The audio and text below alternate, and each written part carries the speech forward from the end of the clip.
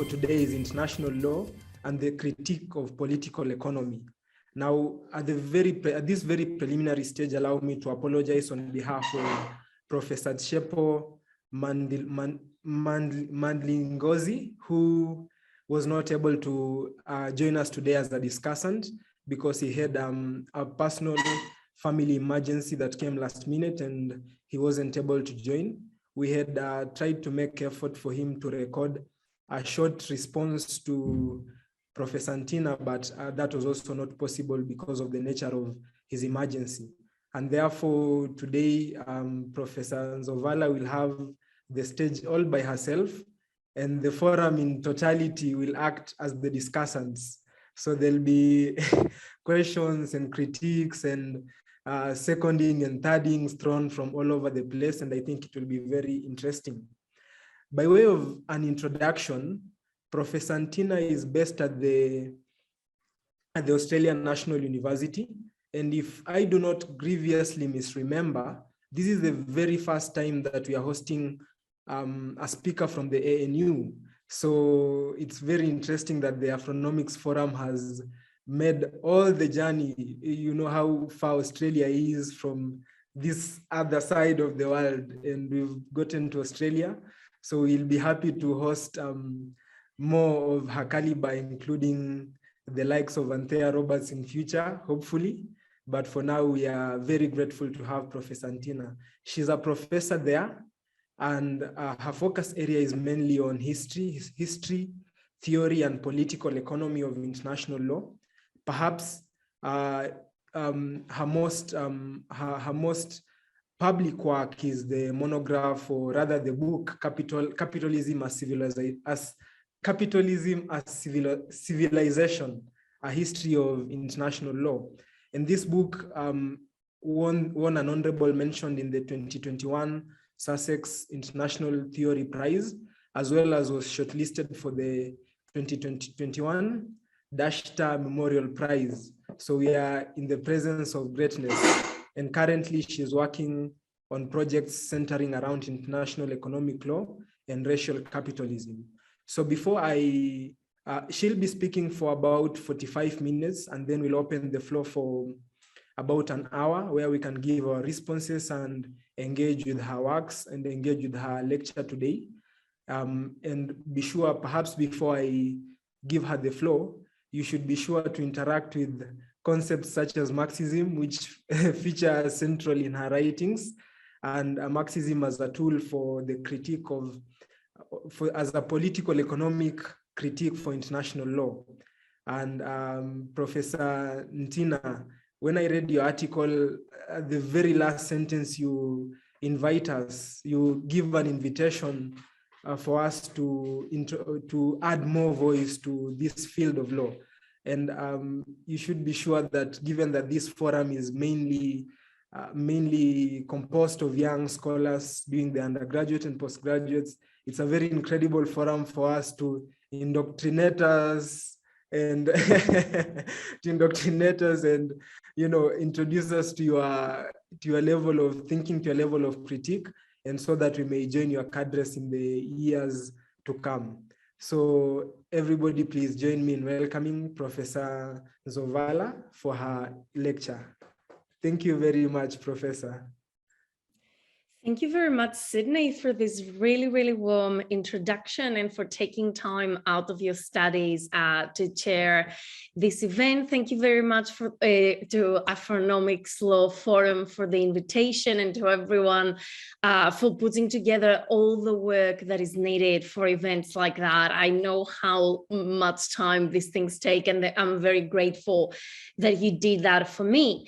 As I'm sharing my slides, I would like to also say that I'm currently in Canberra, which means that I'm joining you from the unceded lands of the Nahuatl and Gambri people, and I would like to pay respects to the elders, past, present, and to come, and of course to acknowledge that sovereignty over these lands was never lawfully ceded.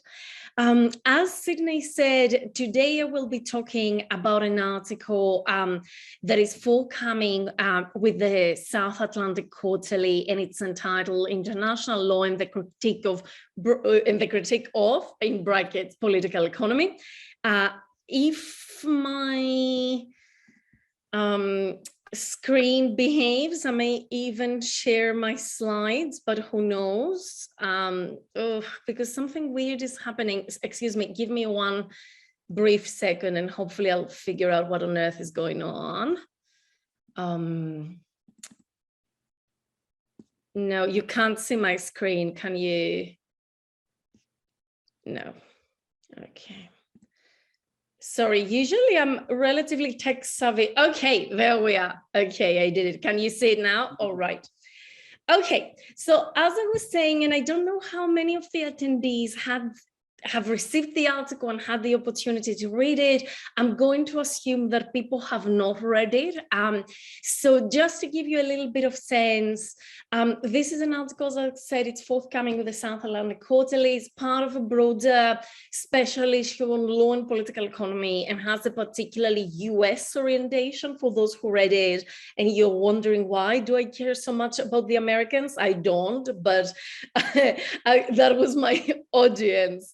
And I will try to draw out, obviously here, a broader context, and I would like to also, of course, discuss how that applies or does not perhaps apply to the context you guys are working, so in an African continental context.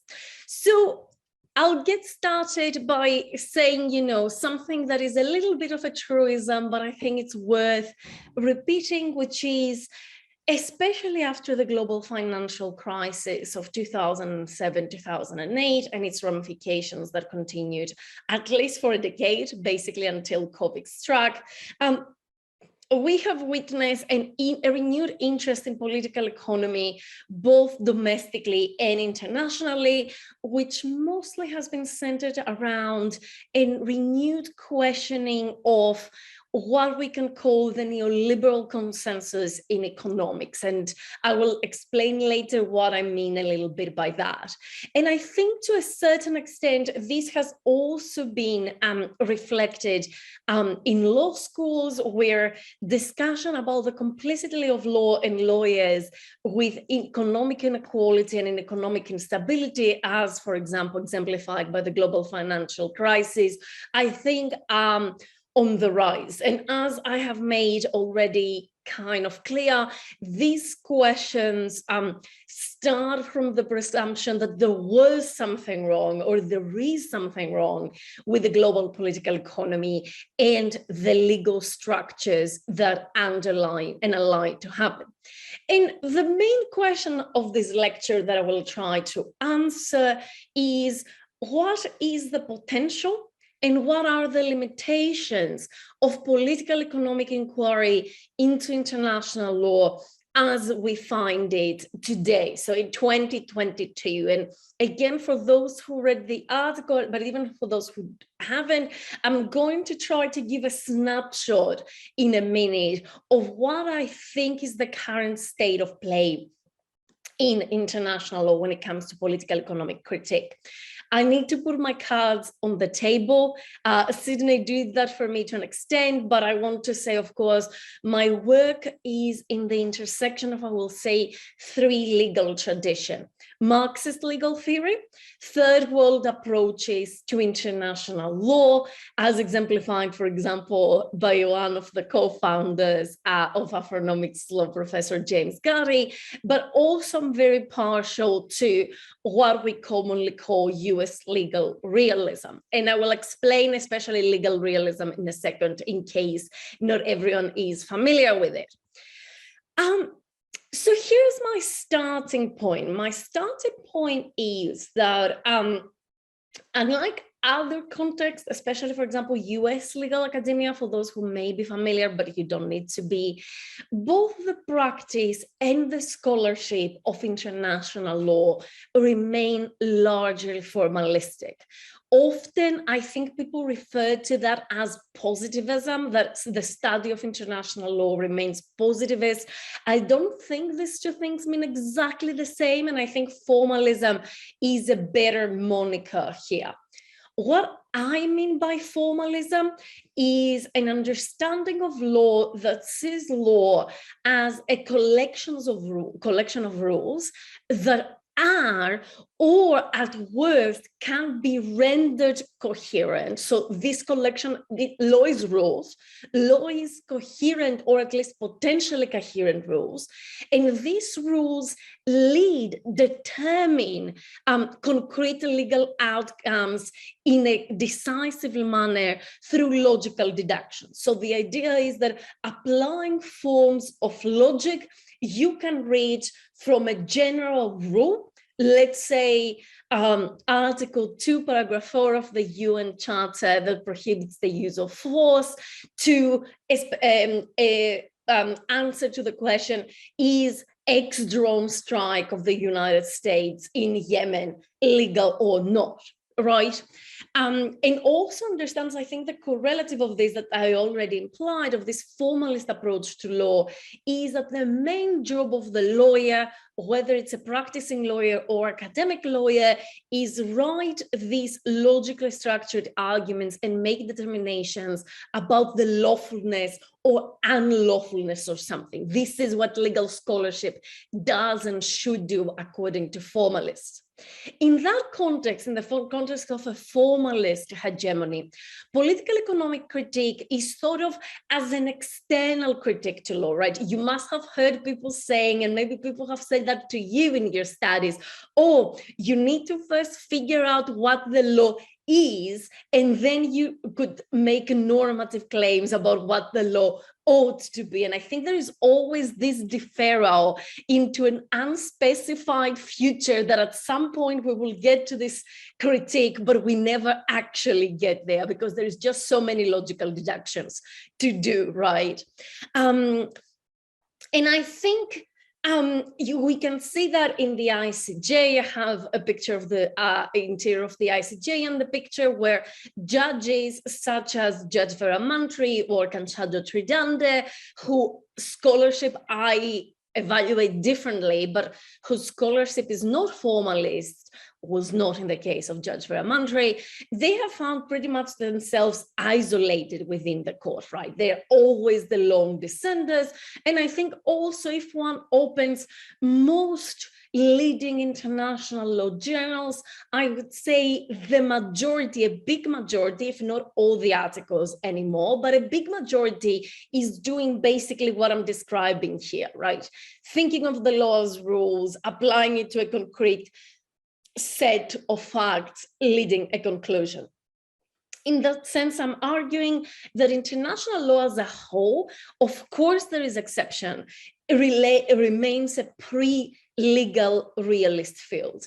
For those who may not know, and I apologize if all of you do, and I sound like I'm explaining very simple things, US legal realism was a stream of legal thought that started developing in the late 19th and early 20th century in the United States that attacked this legal formalism that I have described.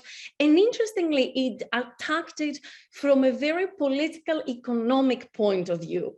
Legal formalists, legal realists, such as Hale, Cohen, and others were worried about the fact that what they saw as courts using formalist legal reasoning to disguise their own political preferences, basically, and that these political preferences were markedly political economic. Basically, judges in the United States in the early 20th century were using formalist legal reasoning and rights as enshrined in the US Constitution to strike down progressive legal legislation around what we have come to call the welfare state. So things like minimum wage, maximum hours of work, regulation of business activity, and so on and so forth. And to that, legal realists counterposed what we call rule skepticism, which I think is very well encapsulated in Judge Hale's aphorism: general rules do not decide concrete cases. Another way of articulating this in international law is to say that law is indeterminate. Rules do not fully lead to concrete determinations. Rather, they're processes of especially ideological preferences that intervene when we are interpreting the law. And through this pretense of legal neutrality in the process of legal interpretation, basically the economic status quo gets entrenched, because instead of saying, you know, these are certain interests over land, let's say, I know you were talking about land a few weeks ago, let's see if we should give this interest legal coverage. We now call this interest rights, and by calling them rights, and especially, let's say, the human right to property, we make them both symbolically like sacred, but also we make them the base of any legal determination. And from now on, you are the one, whoever wants to intervene on that property right needs to show why their behavior is actually lawful. So I think legal realism has presented a really big challenge to formalism, both in domestic legal systems, but to an extent in international law as well, without, though, in my view, having succeeded in international law. Okay, so this is the mainstream in international law, basically formalism.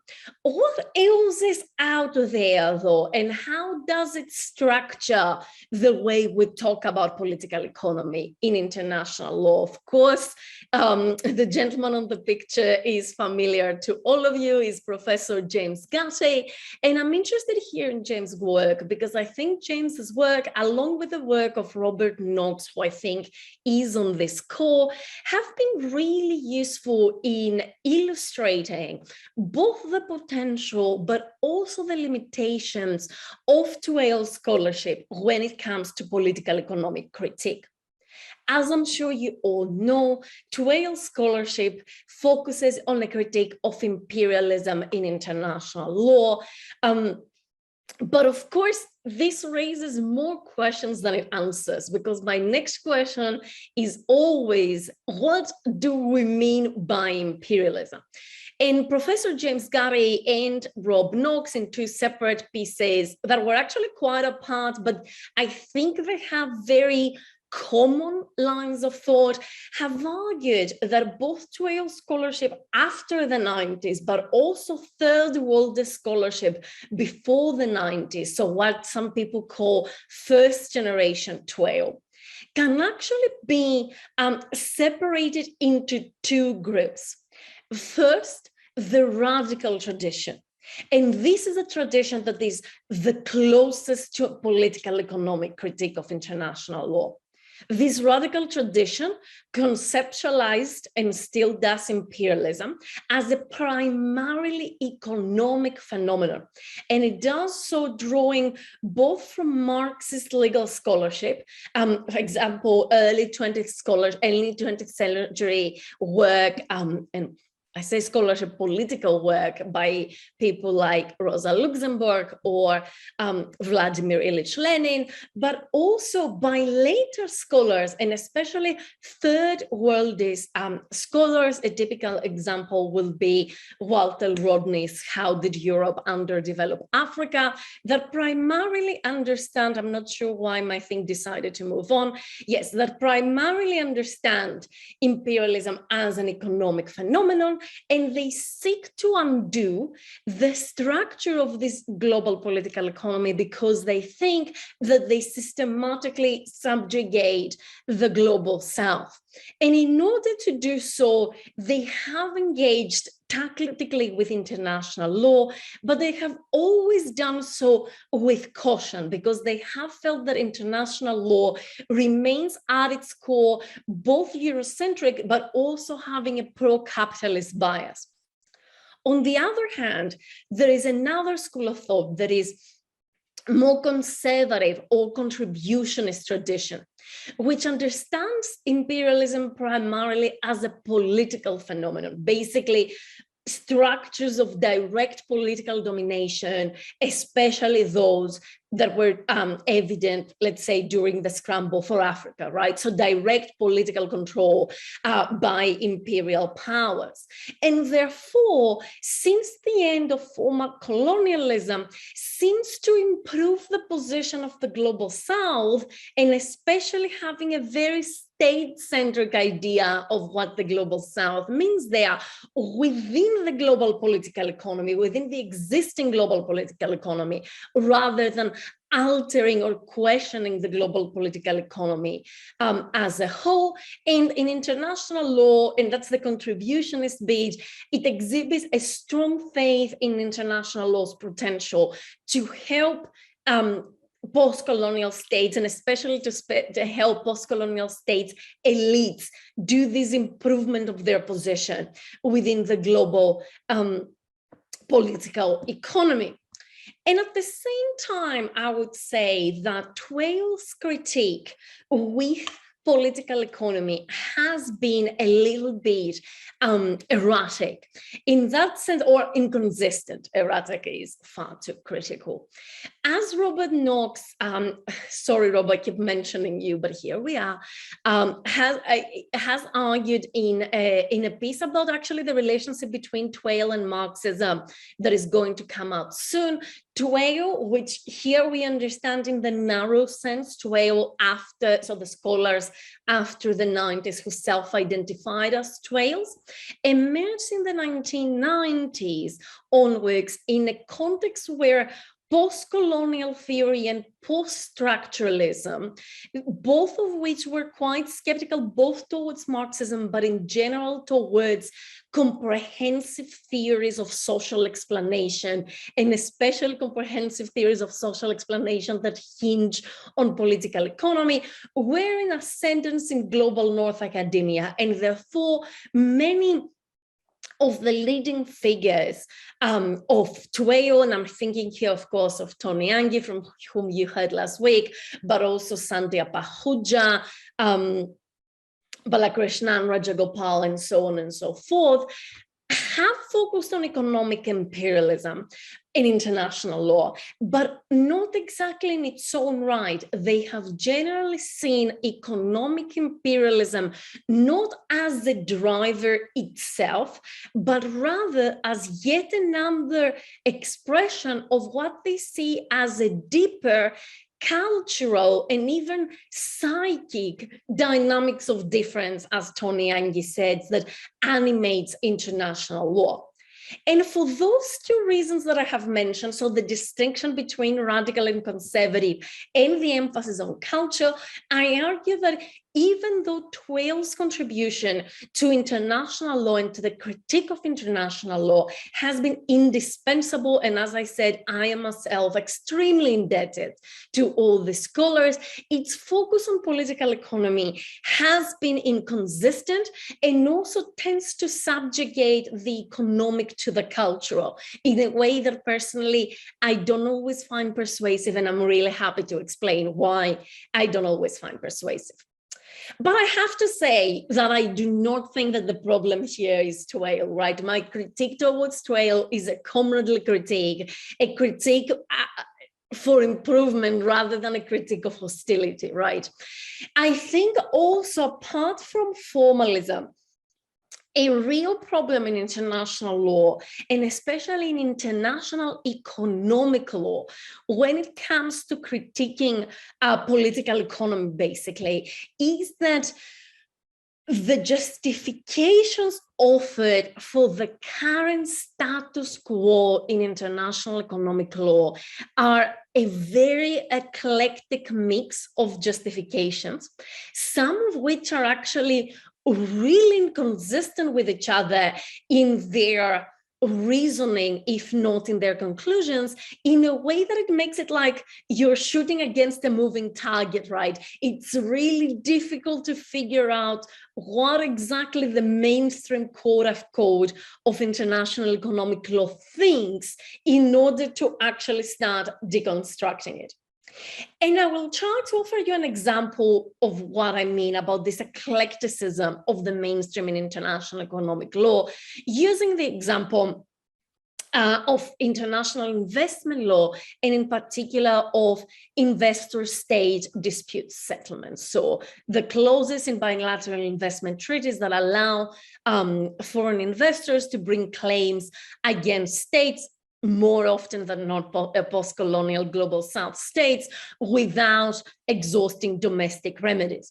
And I think there is at least 3 different justifications that get offered in the literature for this form of provision.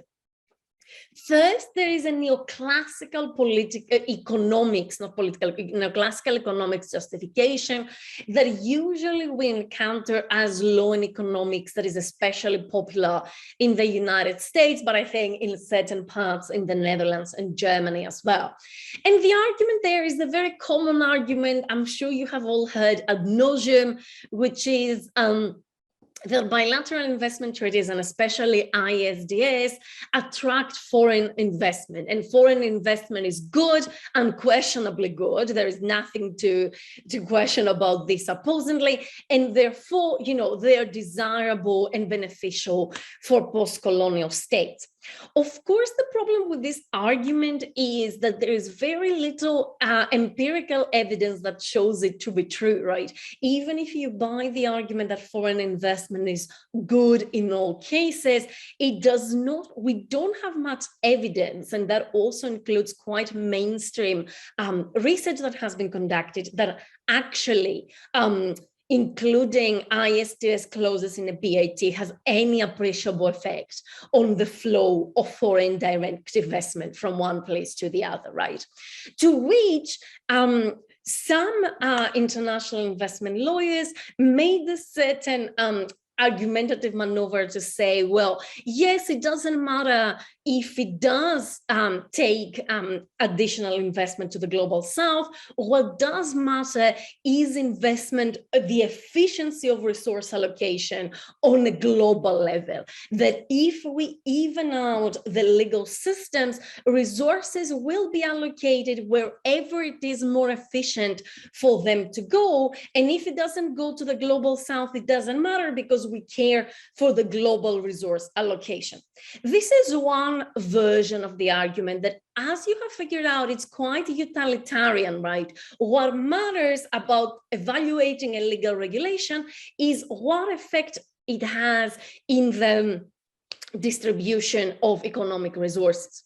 There is a second argument that leads to the same pro-market, pro-foreign capital outcome, but I think, excuse me,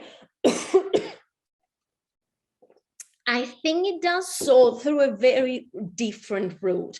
And this is the audio-liberal or perhaps European neoliberal argument about ISDS enhancing the rule of law and facilitating the development of a limited but powerful state that can have a organizing role towards the creation and maintenance of competitive and free markets. According to this argument, the mid-20th century state, being global North, but especially being global South state, so the liberals were particularly concerned about global South states intervening in the economy, became too interventionist in the economy, and by becoming too interventionist became too weak, and became too weak because it was now subject to different interests. Nominally, this included capital, but in reality, for most older liberals, the main concern of this weakness was labor and also social movements. And therefore, we need to make sure that we limit the state, for example, through internationalizing some of its functions so that it remains a disciplined state, right? You can see this is much more a normative rather than a utilitarian argument, right? So you see already you're playing against two very different rationales. One that is very utilitarian, very Bentham, and one that is actually really normative. So that's quite tricky to navigate if you're a critic.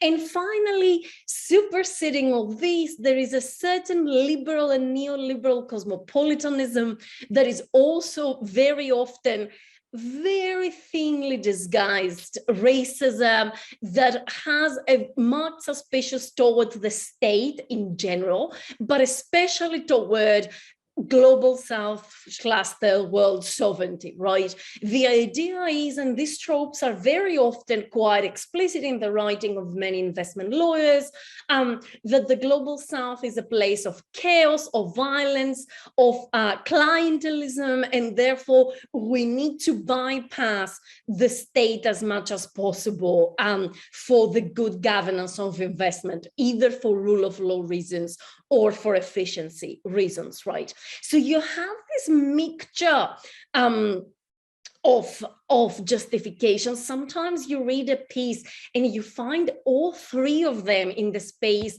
of a few lines. And I think this is both a weakness, but it is also a strength for supporters of international economic law in its current form. And vice versa, I think it's both a problem, but also an opportunity for those who want to critique current international economic law based on political economy, right? It's a weakness because it is good sometimes for your quote unquote enemy to be less ideologically refined, to have contradictions even amongst themselves, because this can create space for intervention and space perhaps for even trying to break the alliance between these three groups of people that overlap, but they're not always exactly the same. So that's good. But I would say it is also a problem because it creates what I said a little bit earlier. It creates a moving target. It is such an eclectic mix of justifications. And I think it's also difficult for one person or even for one group of people to be well-versed both in law and economics and neoclassical economics, and in order liberalism, and in liberal cosmopolitanism in order to deconstruct their arguments, right? It's objectively really difficult to be very versed. So that is one of the reasons that I think the political economic critique of international law is important, its development, but it also has some important obstacles to deal with. And for me personally, one of the most important conceptual and even psychological obstacles for the political economic critique of international law is to change entirely our outlook about where is political economy to be found in international law. Let me explain what I mean by this.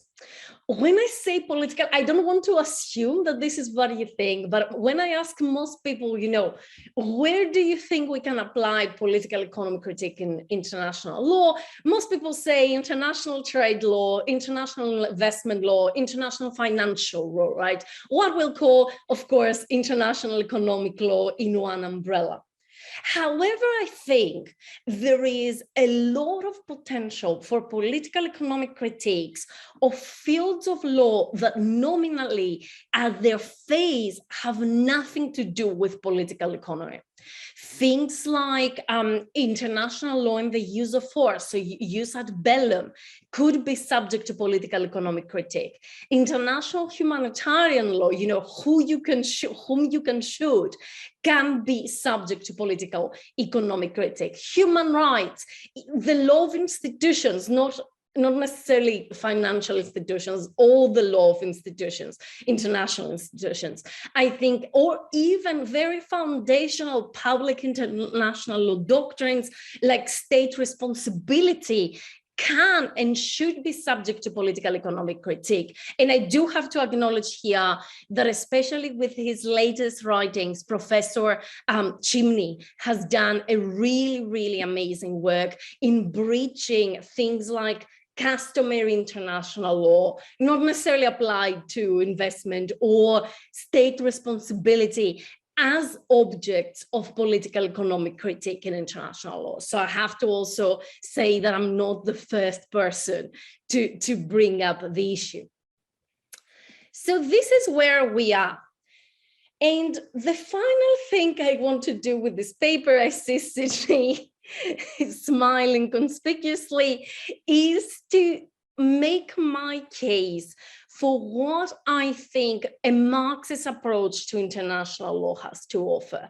And I think, as I have made it clear, that doesn't mean you need to only pick up Marxism. As I said, I understand myself as working in the intersection between Marxism 12 and legal realism, but I nevertheless think that Marxism can bring to the table important insights that other approaches to international law perhaps are less good at broaching.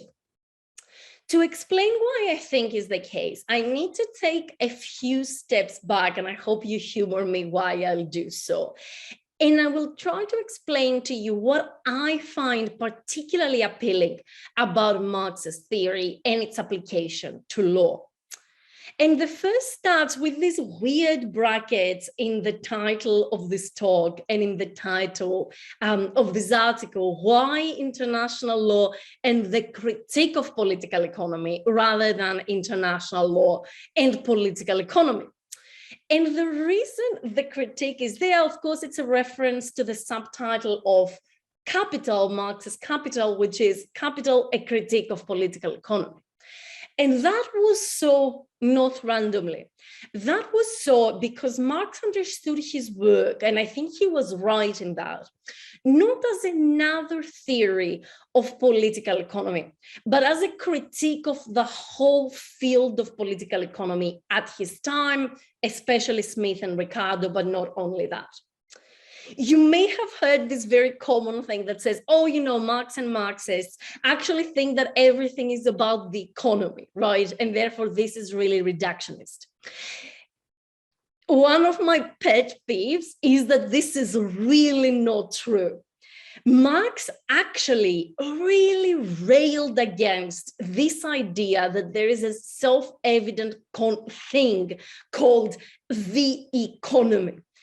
Marx instead thought that the economy is an abstraction, is a bourgeois abstraction. That is not, though, when we say abstraction, this is an abstraction that it wasn't produced by philosophical thought. It's not an abstraction that just exists in our heads. It's not false consciousness, but rather is an abstraction produced by the everyday realities, by the mundane everyday workings of the capitalist mode of production. What Marx meant by that is that there is something historically unique. That doesn't mean good or bad. It just means historically different about the capitalist capitalist mode of production. And that is the fact that the direct producers, the workers, are separate from the means of production, unlike serfs, for example, that were legally and factually tied to the land, right? You couldn't just pack up your stuff and go. You were part of the land.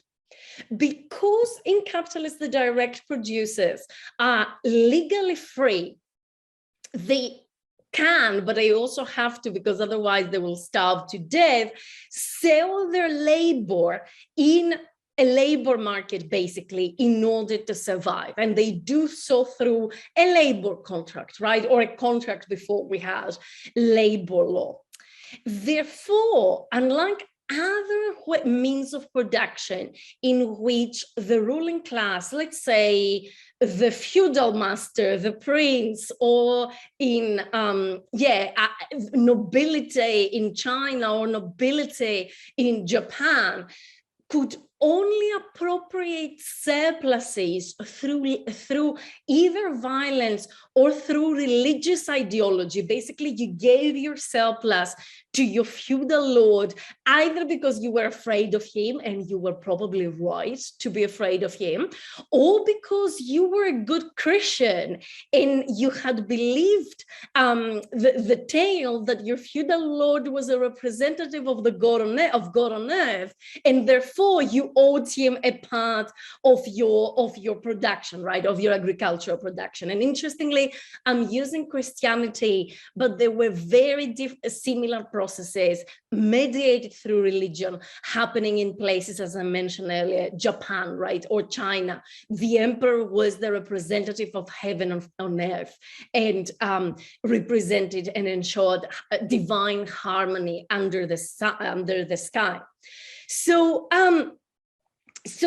in these modes of production, people didn't think that the economy was separate from religion, from politics, from morality. And they didn't think so, because in a sense they were right, because their surpluses were appropriated through religion or through morality or through politics.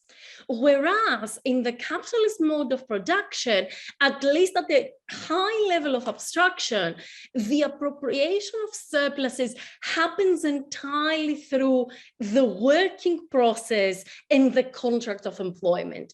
And that's why Marx thought that we got this strange idea in our heads that there is a separate thing called the economy. And the important thing that I really want to point out here is Marx didn't think that this idea is a false consciousness idea, right? It didn't think it was an illusion. It thought that it was something between an illusion and a reality, because it was an illusion created by their everyday realities of capitalist production. Okay, why is that interesting, right? I think that's interesting for a number of ways, because once you stop thinking that there is a thing called the economy, that you can put it in the corner and either ignore it or attribute everything to it, both of which I think are really silly things to do. Suddenly, instead of having this thing, you have rather a way of organizing society as a whole. And in this way of organizing society, we are all subject, at least those of us who live under a full capitalist mode of production, we are subject to the impersonal domination of the market.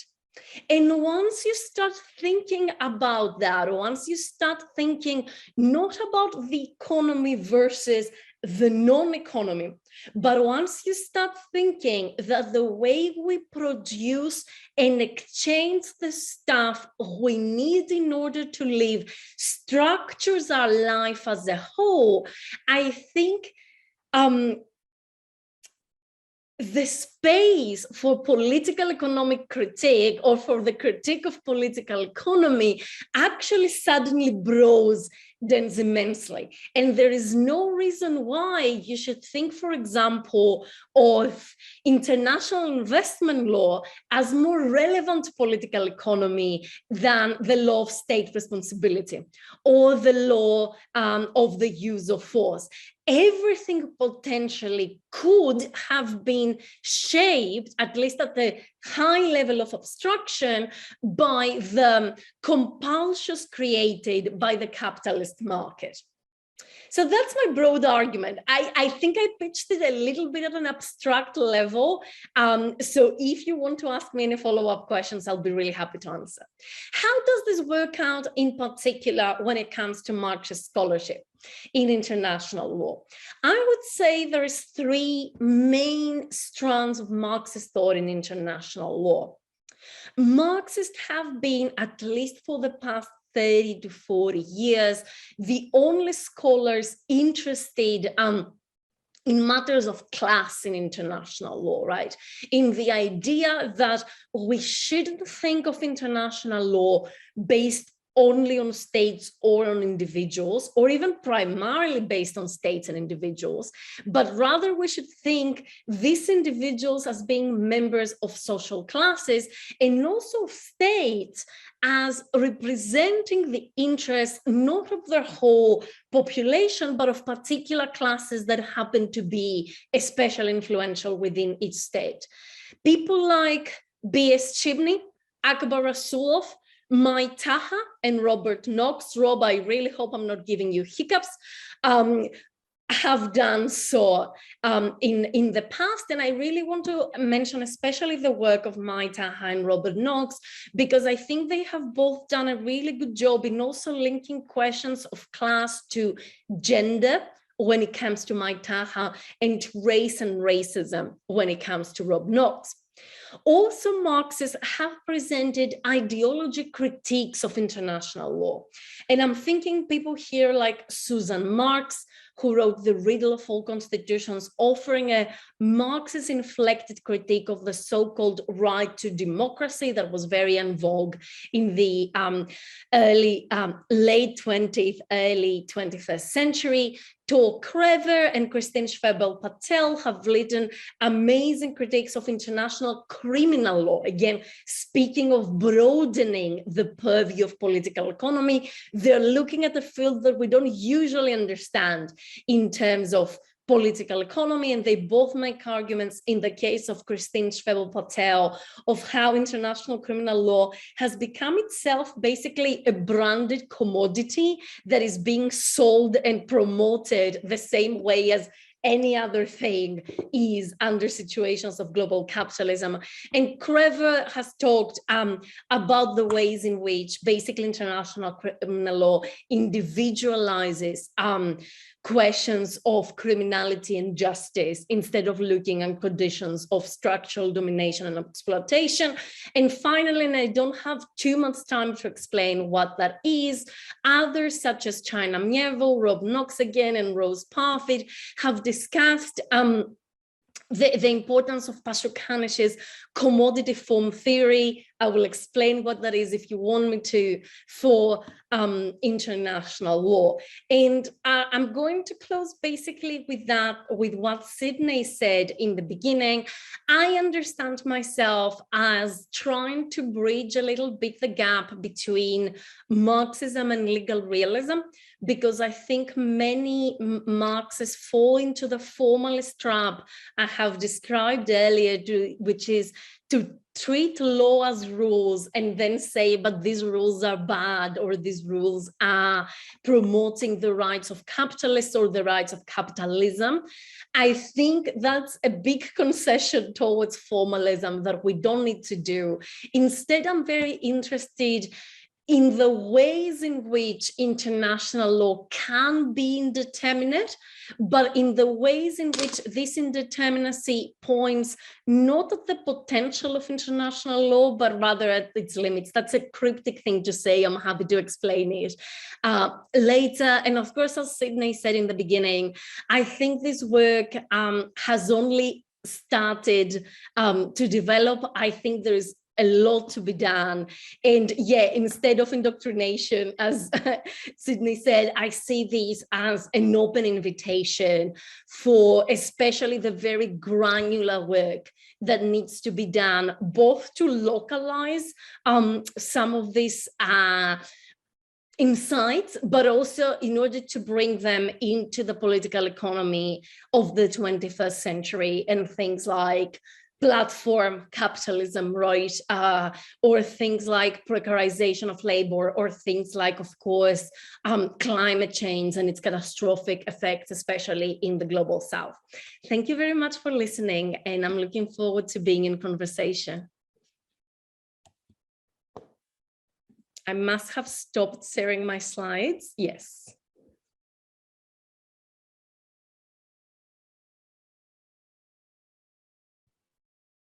Wow.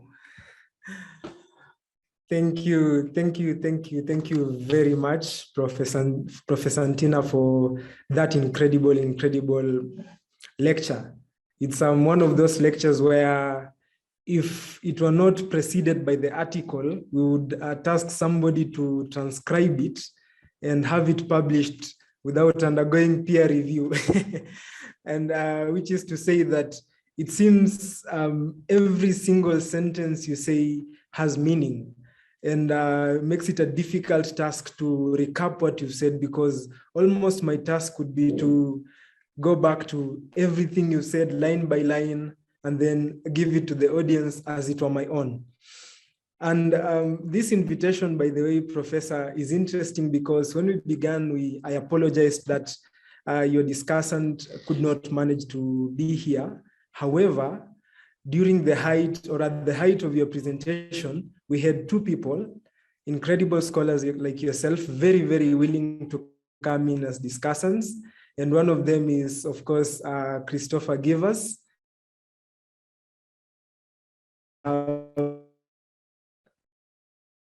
They all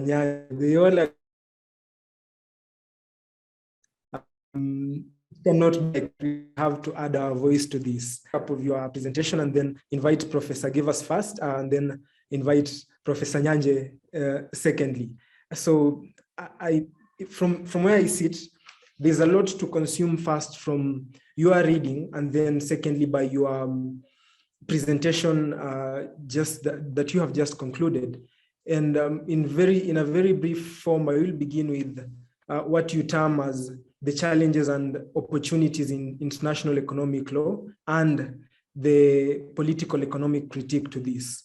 And of course, you've gone to the voices that have come to offer this critique, beginning with, say, for instance, toil and Marxism, which I think in my understanding, you have given a higher pedestal based on the inroads it is making to this critique of international economic law. But interestingly, also the fact that legal formalism, which is something that we are trying to challenge by entering our voices in this critique, does not only exist in the mainstream, but even can be found to be appreciated by even the voices that are offering this critique.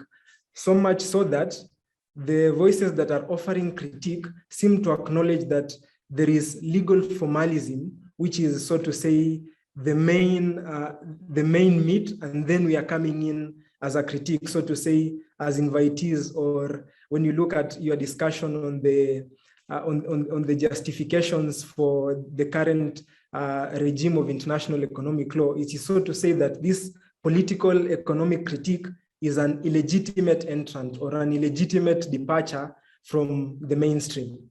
And even though I mentioned that in your credence to Marxism, you do not stop at that. You also tell us the weaknesses of Marxism, and you tell us the weaknesses of Marxism, what it, in addition to what it does, and what opportunities it offers. And you conclude, of course, by international economic laws in detail. I would like to welcome. I have just seen the chat now, and I have seen Mr. Humphrey Sipala is also willing to do a commentary, and that is much appreciated. It means your lecture is very much appreciated. But to begin with, I will welcome Christopher Givers to give a response to your lecture, and then I will also welcome Nyanje to do that, and then I will open the floor so that we can have voices also from those of us who are in the audience. So just as a short bio of Christopher Givers, he teaches international law and legal theory and legal theory at the University of KwaZulu-Natal. His research focuses on Black internationalism, third world approaches to international law, as well as critical race theory and literature. Since 2015, he has been a faculty member of the Institute for Global Law and Policy at the Harvard Law School, and has been previously a visiting lecturer at the University of Oxford and the Harvard Law School. Maybe givers should note that Professor Ntina also gives a strong critique to those of us, or to those scholars who've gone to Harvard and Oxford and are also in the critical movement. So the floor is yours, givers. Thank you very much. Thanks so much, Sydney, and hi, Ntina and everyone else, friends, old and new. So I'm going to do this under protest, mostly because I was asked in the chat, and my first question was asked Rob Knox, and I take it that Rob's not going to say, but Rob's been pretty well represented already. So I'm going to say some things under protest of lack of time, and also because, as Dina points out, international lawyers, particularly those of us who consider themselves schooled or emerging out of 12, know very little about political economy. I think that's absolutely right, and that's not a coincidence. So what I want to try to do is less of a response and more of a jazz. I'm going to pick up on something that Tina mentioned, and then try to relate it back to sort of critiques of political economy from within 12, so suppressed critiques. So I'm very interested in this idea of the turn to the cultural that happens with 12. And I wanted to link that up with another movement that happens around the same time, which is the domestication of the Black radical tradition. So by domestication, I mean taking of people like Du Bois, but others like C.L.R. James and George Padmore, and in the heart of the Cold War, either making their concerns purely domestic, so collapsing Du Bois, reading out his political economy and reading him either as a bad Marxist who needs to be forgotten, or someone whose Marxism needs to be purged, and we can focus more on his cultural work, in fact, and his work in Souls and others.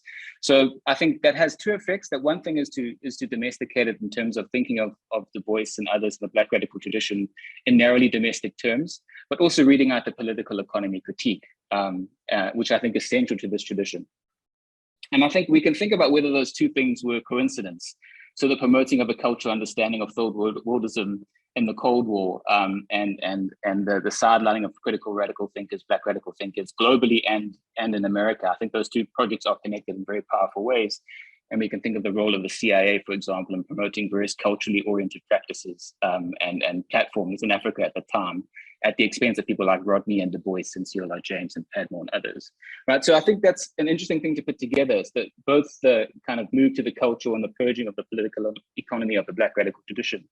And one place to mark this absence, or I guess the success of this project, is in the work of Umuzarike, right, who's one of the very early 12 scholars, International Law and Colonialism Africa, is a PC writes in 1971, I think, but then there's a book that comes out in 1979. And if you look through the footnotes of that book and look at the history of how it was written, you'll see that it's before this purging takes place. So it's before 12 goes cultural.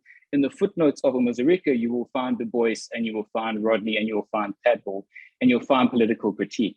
And in particular, Umuzarike wrote that book while he was at Dar es Salaam, and Walter Rodney was there at the same time.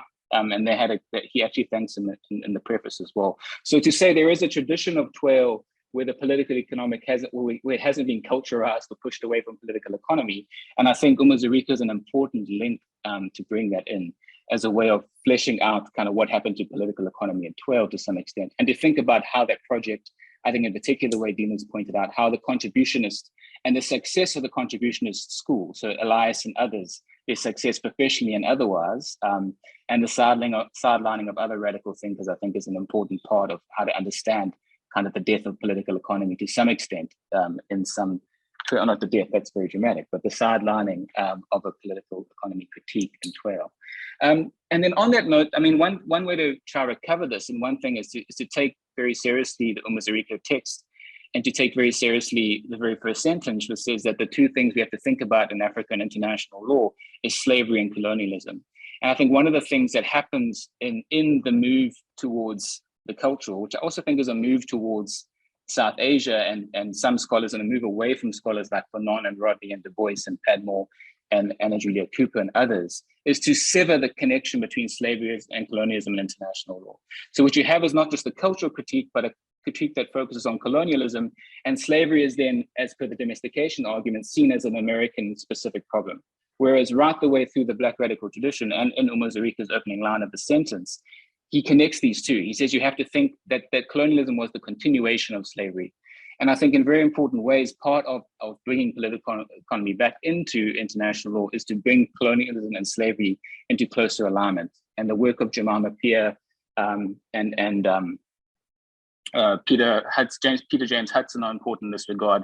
So Jemima Peer in particular calls this an epistemic blindness that is trained, that our inability as scholars to think of slavery and colonialism is not happenstance. It's a trained blindness that's been introduced into the way we think about the world and global history. And I think one way to connect those together and to punt something that Dean is working on at the moment is to try to think through this idea of racial capitalism and global racial capitalism as trying to bring together critiques of slavery and critiques of colonialism as being part of the same intellectual tradition, and looking for thinkers that knit these together in very productive ways, and always have, but for the sidelining during the Cold War, or the reading down of their critiques, or their expulsion from the canon.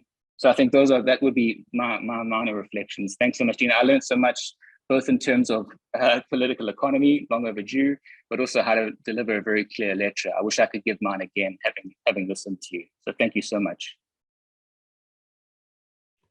Thank you for the impromptu commentating. That's amazing. It's very generous, Chris, and also great to see you. Thank you. Thank you very much, Christopher. This is much, much appreciated. So in another interesting turn of events, Professor Robert Knox has also accepted to exercise his right of reply and, and give his response to Professor Ntina. However, before Professor Robert Knox comes in, we shall allow another child of the ANU to come in and give his reflections on the lecture. That is John Nyanje Wanyanje, who is a research fellow at the Cluster of Excellence Africa Multiple at Beirut in Germany, and is also a PhD candidate at the ANU.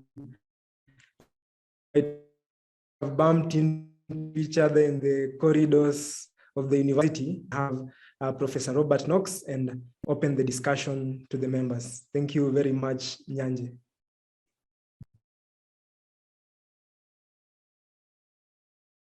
Please unmute, Nyanje, you are muted. Oh, thank you very much. Hi, it's really a pleasure to be here today and to listen to Professor Ntina. I mean, having been a student of Anthea Roberts and at some point her research assistant, her work is not new to me, considering they're colleagues. So I have had some time to look at lots of her works in the past, but it's a real pleasure to be to listen to her and listen to these ideas today. So my reflection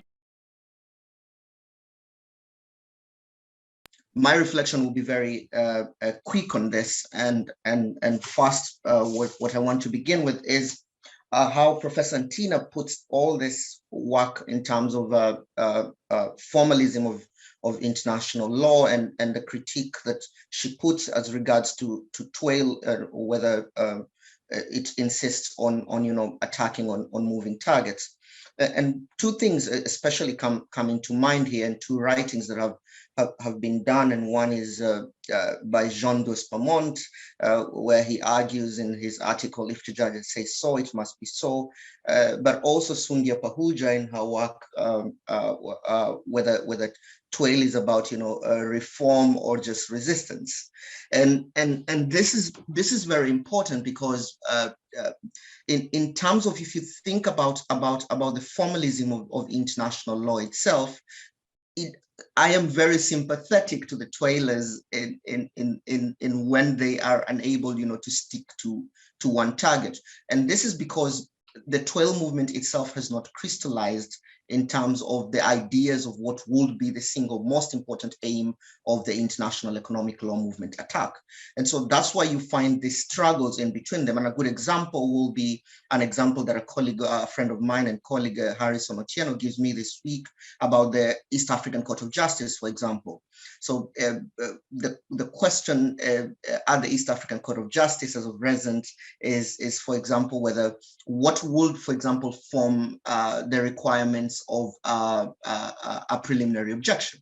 And if you think of it in terms of law and from a background of the common law, Commonwealth background, you've always been told that a preliminary objection would be a question of law and not a question of fact. And the International Court of the East African Court of Justice has taken this hook, line, and sinker in the case against the Central Bank of Kenya today. And the question then Harry calls me to ask me is, why have we agreed that a preliminary objection in an international court should be a question of law only? And there is no really an idea that we agree upon as to why it should not be, for example, a question of fact, like other international courts have done. And therefore, then you see that the two movements of the 12, those are who are resisting and those who are asking for reform, then tend to have a problem in terms of agreement of where to place some of these institutions that are formalistic in terms of their thinking. And exactly this is the same struggle that I think Jean Dos-Pamont espouses in his article, that the problem with then becomes, as Professor Ntina says, if you look at Weramanti or Tracado, and you find these memes today on social media saying they write dissents of hundreds of paragraphs. And I don't think those dissents are longer. It's because I think they do not want to be part of the system that closes them into, the formalistic ways where Ntina says, their rules, and then interpret the rules and give out the solution, because then this becomes the ultimate problem of the interpretation of international law. Now, Makau Mutua, in his 2000 famous article, What is Twale, which is why I agree with Ntina, becomes the problem of how Twale will have to solve this, says in his second paragraph that one of the main reasons of the study of Twale becomes to seek to construct and present alternative normative legal edifices for international governance.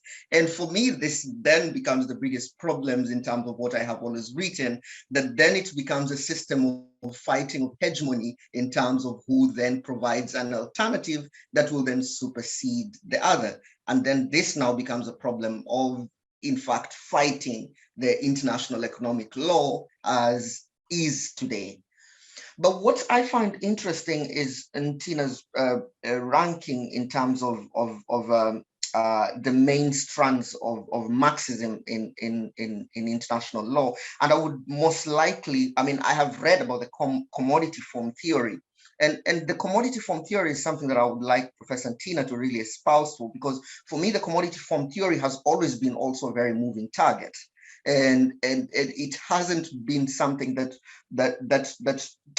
has crystallized in terms of the thinkings. And I agree with you that there's a lot of work to be done in this area, in terms of what exactly then becomes the whole Marxist approach to the commodity form theory. Because I have no doubt the class theory, as Robert Knox puts it, is something that is well crystallized in my point of view in terms of how you would approach it from a Marxist theory of research of it.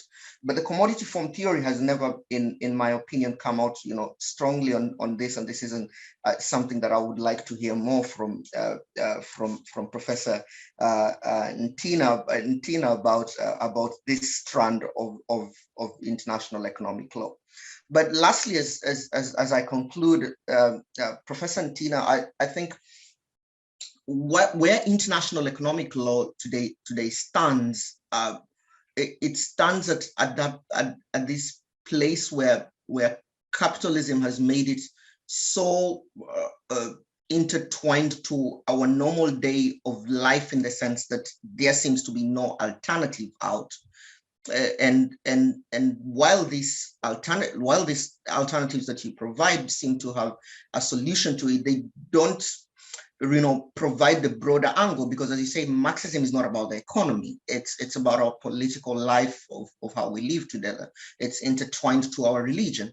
And all these have become a part of the whole capitalist movement. So then how do we get to entangle each one of them? Because I don't think it's possible to do it as a one block of saying this is not economy, it's our entire life. My view would be to entangle one from the other. And I find really, I don't have ideas of how to do it, and I'll be curious to see how you would tackle this. So thank you very much, and it's a pleasure listening to you. Thank you. Thank you so much, Nyanje. Finally, we shall have Professor Robert Knox to come and give a response to Prof. Ntina, and then we shall open the floor to the rest of the members of the forum. Thank you, Professor Knox. Welcome. Thank you. I will say that my response will be somewhat more impromptu than the other two responses, which, despite claiming to be impromptu, felt like very carefully prepared talks. So congratulations to both of you. I will not be doing that. So obviously, I'm a huge fan of the talk. It featured my picture, which is an exciting and a new thing for me to see. But obviously, I really agree with a lot of what Dina was saying, and I'm very much in agreement with the periodization that she was doing. I wanted to say, I think, three kind of things in response to the talk, all of which are essentially kind of agreeing with, but maybe inviting us to think a little bit about some other stuff. So the first thing that I really want to emphasize, and this is partly in response to what Dina said, but also partly in response to Chris's response to Dina, is that, of course, one of the things that Dina's talk touched upon and that we can push further is that Marxists, especially Marxists in the non-European world, did not see this kind of rigid divide between culture on the one hand and political economy on the other hand. Actually, one of the brilliant things that the most exciting Black, third world, non-European Marxists did was to take a materialist analysis of the importance of cultural forms, psychological forms, forms of racialization in the constitution of global capitalism. And they thought of those two things as in some ways being mutually reproducing, and understood that the categories of political economy had to be thought through with these kind of things. So the obvious point for us to make, right, Dina says it very well in her book, and it's the kind of thing that we will all argue about, it's almost inconceivable to understand the expansion of actually existing capitalism without the production of a series of cultural arguments, forms that were designed to disenfranchise and racialize non-European peoples. So we can't even think about understanding the actually existing political economy of global capitalism without that. And we have a number of brilliant Marxists that thought that through. The issue of the turn to culture then is not, oh, it's sidelining one in the favor of the other. It's about re-articulating what was a kind of materialist critique of culture sans the kind of materialist basis upon which it was made. So there's a very, I think, excellent introduction to one of the Fanon editions by, and it's entitled Dismembering Fanon, right? And it's this idea that you took Fanon, a person who talked about the material production of race and as linked inextricably to the forms of exploitation in Africa, and you took that away and you just presented it as Fanon as being a kind of person that thinks about race as this all-encompassing, free-floating thing. So part of the turn then is not about a move from culture to political economy. It's about the way in which the talk of culture becomes disarticulated from what we could call political economy and taken to stand in as a free-forming thing. And so that, I think, is a really, really important thing that we want to just make sure. And that's part of my response to Chris. And I think that was there in what Dina was saying. And so part of the task, right, of Marxists doing political economic work today is to recover the legacy of actually historically existing non-European Marxist scholars who were doing that and translate that into the international legal idiom. So that's one thing. The second thing I wanted to think about, just, and again, because Dina didn't have time, but of course, one of the things when we're thinking about the role that political economy plays is we can't do that as a pure history of ideas, because of course, the prominence or not prominence of political economy is on its own terms determined by the kind of context in which scholars, activists find themselves. So we might say it's not an accident that we see this disarticulation when the Third World Project comes up against the birth of neoliberalism. There is a political economic fight. That fight is lost. That in many respects sidelines Marxists, but I think more specifically closes off the avenue of transformations, at least in the medium term, which does push some of those things off of the agenda, because it's just like, well, what's the point? And in that sense, and we don't need to do a vulgar thing about this, but it's not an accident that one of the things that we see is post-2008, that is when people start talking about these issues again, partly because we now see that capitalism is actually a specific thing and not just your all-encompassing reality, but also because these questions come up in this kind of way. So when we're thinking about these kind of histories, we also have to think about the conditions in which, you know, people were thinking. And then finally, and this is I think this, I'll think of this as like the wrinkle in legal realism and what we want to do with legal realism.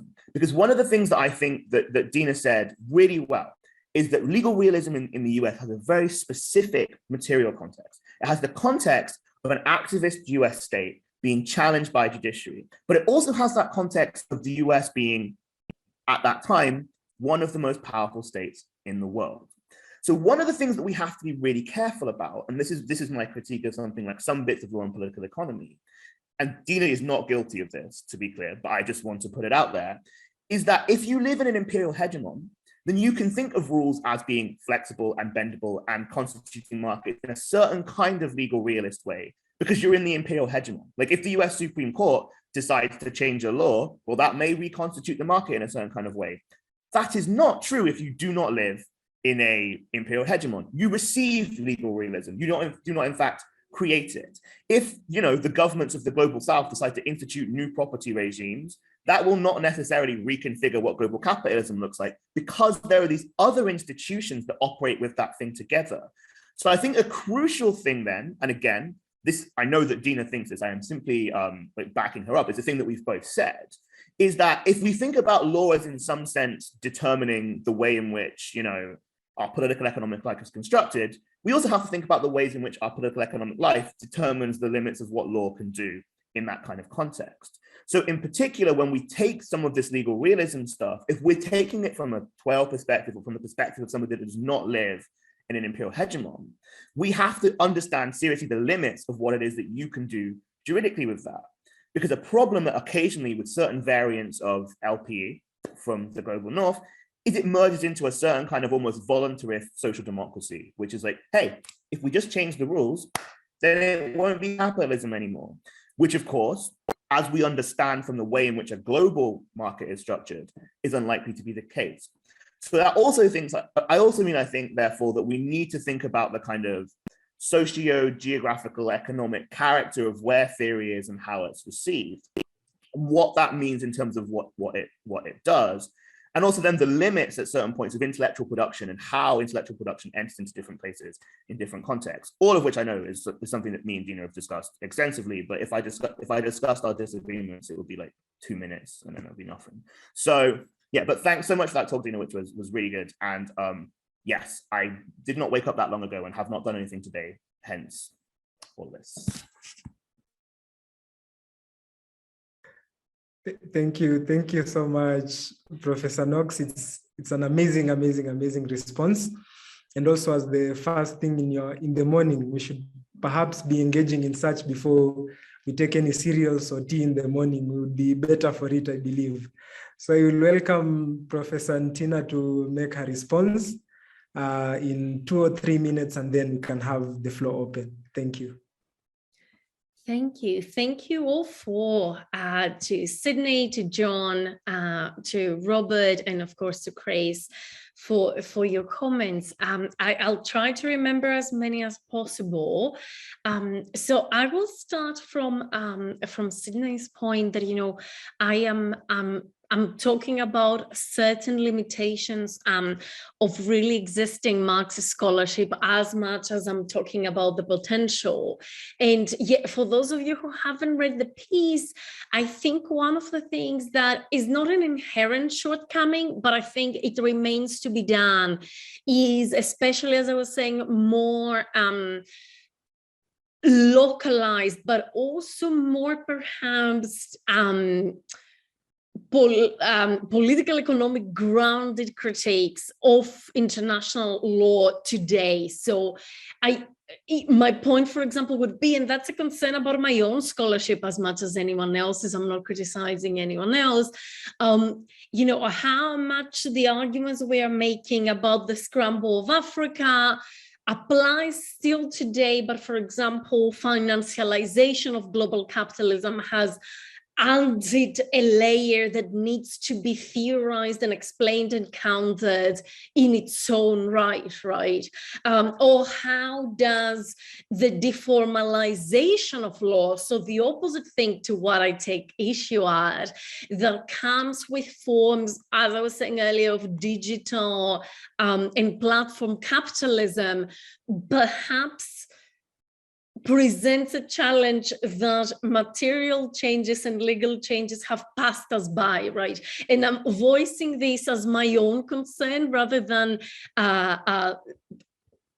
turning it to anyone else. And obviously, as you said, Sydney, the fact that you guys are just such a cohort of like junior young people who are just starting their career in international law, it would be awesome to see more work on issues like that from a committed either historical materialist or political economic perspective, right? So if anyone wants to do this stuff, please do it. I would love to read it. So that's the one thing.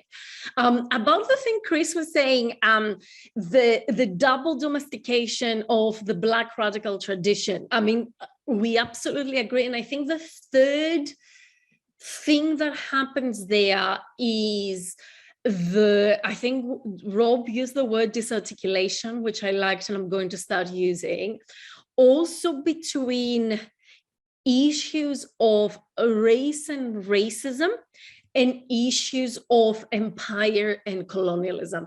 The fact that these two things also become separate, race and racism becomes a domestic issue, imperialism, colonialism supposedly becomes an issue of the past, but this is not how many in the Black radical tradition and many even outside the Black radical tradition in the decolonization movement understood the issue, right?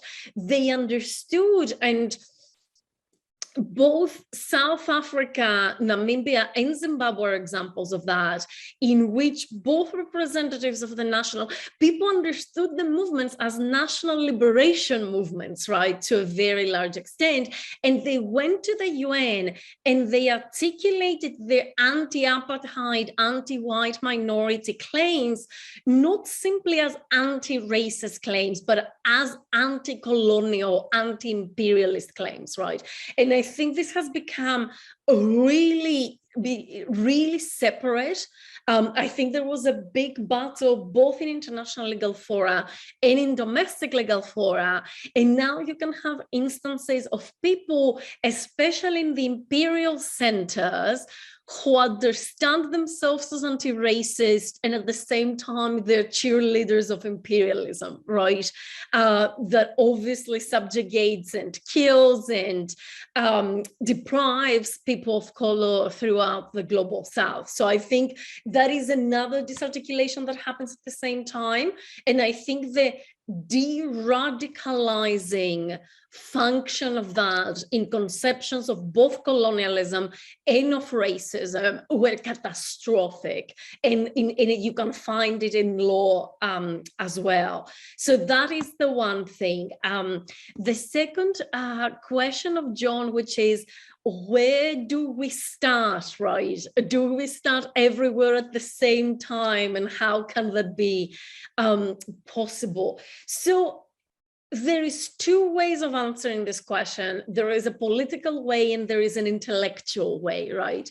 How do we start in a research agenda everywhere at the same time? Of course, we can't in practice, but I think, for example, that's why it helps not to have one people, but to have many people who care about these things.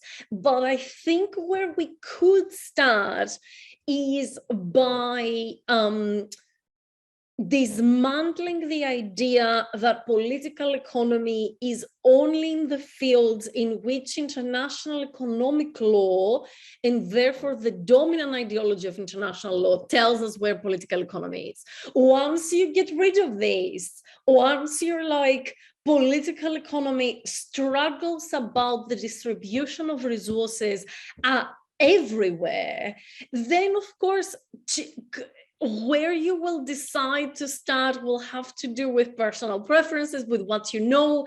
But I think it's a big freeing of the mind to start by saying there is no reason to believe the tale international law says for itself, which is here is political economy and here is the more political fields, or here are the political economic fields, and here are the soft things, human rights, and all these nice things usually women are pushed to do, right? To start thinking of things like transitional justice as a political economic field, to start thinking of human rights as a political economic field. And then of course, individual preferences will determine where to start, right? It's not a matter of like, I'm not setting out here anyone's research project, but I would like the horizons of possibility for people's research to be open. And finally, Rob's point about, let's say, I agreed with everything, obviously, but I wanted to say something about US legal realism. So I think that one may take the indeterminacy critique as a critique about a theory about legal tactics, right? And say, listen, law is indeterminate and therefore you can go and do all kind of arguments. And I agree with Rob's comment about the limits of that, which is law looks really indeterminate in New York. I think if you're in Johannesburg, it starts looking much more determinate because Johannesburg doesn't set the terms of global capitalism, New York does. But I think the non-normative descriptive value of legal realism remains, especially if we don't take indeterminacy to mean everything goes. I don't think the intelligent, and I know Rob's agree with me, but I don't think the intelligent versions of indeterminacy mean that any outcome can be justified by any rule. I think the intelligent versions say a range of outcomes can be justified by a rule. You can fight within this range, but the most interesting question for me is what material realities of capitalism determine that this is the range and not something else? Right. And in the book, I say, you know, it's the contradictions of expansionary capitalism. In other things, it could be other material dimensions of capitalism. But for me, the really interesting scholarly question, which is also a political question, is why is this the range and not something else? And if we agree that it is not ideas that make the range, but material conditions, then for me it's a very interesting question in figuring out what sets the boundaries of our argumentative practices as lawyers, even if we accept there is some freedom of maneuvering within these argumentative practices. I think I'll stop here and I will welcome questions. I'm sure there's a lot I didn't address, but I'm sure there's also questions from the audience. Thank you very much, Prof. Ntina, and your three discussants. It's indeed a great honor to have listened to you. And now, as Ntina has mentioned, there should be quite a number of questions from the audience. And as I wrote earlier in the chat how we'll go about it, also because we have just about 30 minutes to go, is that if you have a question that you would want to post it in the chat, please do so. If you would want to ask it verbally, you could just raise your hand, and then we can take the questions in, in shifts of 2s or 3s, so that she can amply reply, or any of the 3 discussants can reply to your questions. So yes, anyone with questions, please raise your hand, use the function on your chat. But I will begin with the first question posed by Faith Chelangat, which is directed to John Nyanje, and she says that John Nyanje quotes one of Makau Mutua's 3 basic objectives of toil, as in understanding, deconstructing, and unpacking uses of international law as a medium of creating and perpetuating a racialized hierarchy of international law norms. It appears to her that it is more of a reform than a resistance to the international law system in terms of political economy, and she's curious to understand the same from a resistance perspective. That would be the first reflection, but before Nyanje takes the floor, we will take also Nchiko and Chiko. Yeah, thank you. Thank you very much, Sydney. Thank you, Prof. Ntina, or Mwalimu Ntina, as I usually call professors. Yeah, this was really, really interesting, and I have to confess, like, somehow quite advanced for me. But I had a small question, and it is to do with, there is a point you make in your paper that one has to confront disciplinary fragmentation that designates certain fields as being relevant to the political economy. So like there's been a consensus that has been like growing, like in this forum, most speakers coming to talk to us, they've been speaking of that there's a need to move to an interdisciplinary understanding of international law somehow, or even like the political economy for that matter, which is something that I think myself and most of our members are really like willing to adopt. But then the struggle that I face personally, how do you decide on which fields are relevant to the political economy, for example, or like which fields are relevant to your interdisciplinary understanding of international law per se? So is there a metric that should be like guiding us? I don't know. Maybe you could speak to that. Thank you. Thank you. Shall I answer the question, Sydney? Okay, thank you very much. And it's an honor to be called teacher. It's a great thing.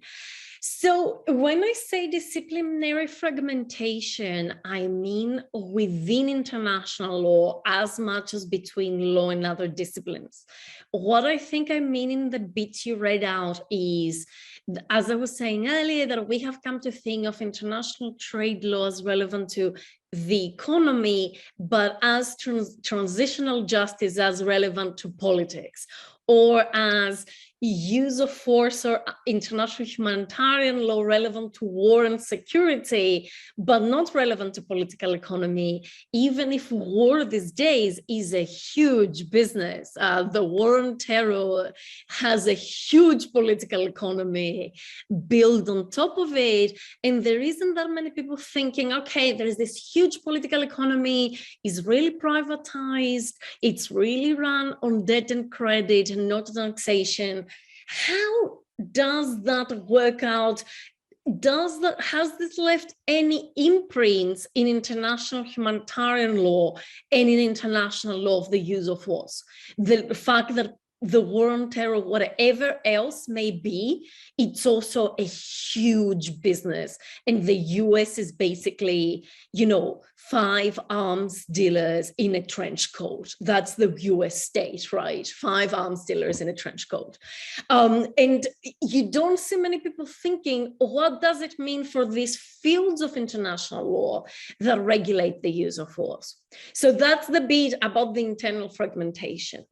About the external fragmentation and questions of interdisciplinarity, a good thing about Marxism is that it gives you, and it's not only Marxism, I have to say, but I think, like, if you ask me, what is Marxism? Is it a political economy? Is it a philosophy? Is it a theory of history? The answer would be, yeah, all of the above, which gives you a certain permission to be intellectually promiscuous.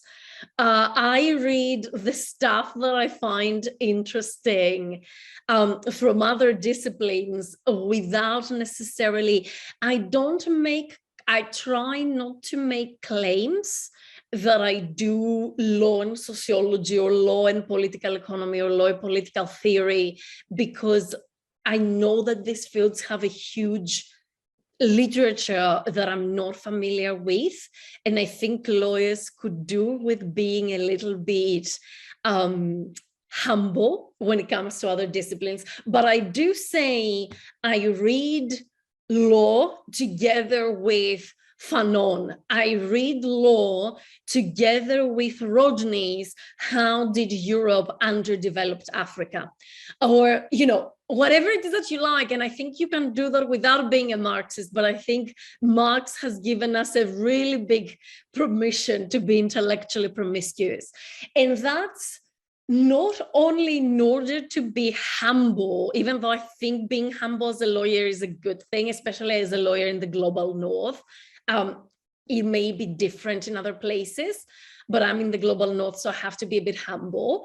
But also I think it's good because it's good to take seriously the particular intellectual tradition that you're engaging with without necessarily having to put a disciplinary word in it, especially because of many of the very interesting people, you know, themselves moved between different boundaries, right? And it's not only Marx. I was reading something by Keynes a couple of weeks ago, and it was political theory. Even though usually we think of Keynes as a political economist, it was much closer to political theory, right?